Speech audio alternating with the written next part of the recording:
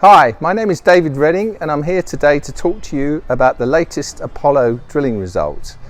And I'm really going to focus on 25 and 22 specifically because it highlights, how much this deposit morphology is expanding. First of all, in 25 and the top of 22, when you're hitting shallow mineralized zones with 47 meters at 5.5 grams per ton roughly, and 106 meters at 2.38. These are only 50 meters below the outcrop area, so very exciting, very good mineralization coming close to surface. And then we drilled this long step out hole, APC 22, and if you look at all the mineralization we've hit in there, it's 480 meters of cumulative mineralization, with the lower intercept being 424 meters grading 1.5 grams per ton. And the maximum depth that we've now extended the deposit into in this hole is over 650 meters. So very exciting. We've tripled the size of the deposit with this hole and the drilling of APC 17 that we've announced before. So let's actually wander down the core and have a look. I'm only going to highlight a few examples. Here's a great example in hole number 22 where you're seeing the breccia.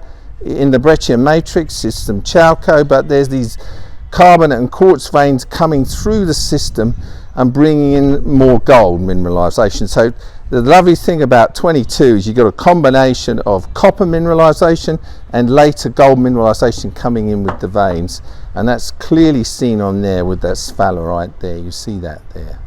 So just carrying on down here, here's another good example. There you see the lovely angular breccia all broken up, and you see the cross-cutting veins bringing in more high-grade gold. So the original breccia has copper, gold and silver, and then the veins bring in higher-grade gold and silver. And that's another good example of the veins impregnating the breccia and filling it with more gold and silver. So carrying on down here, this is a perfect example of the angular breccia, and you see the chalcopyrite mineralization in the matrix, so it looks excellent. And that's very typical of this whole intercept, the shallow intercept in borehole APC 22.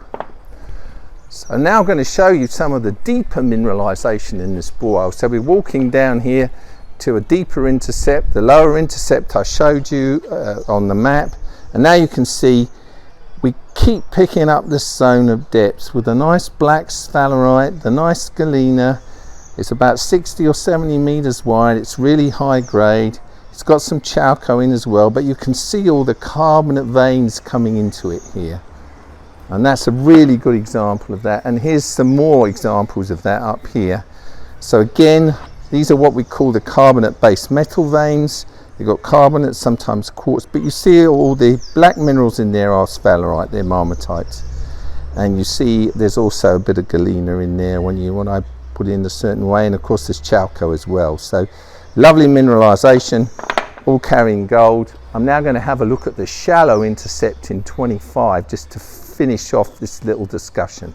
So here we go, down here. So this is borehole number 25.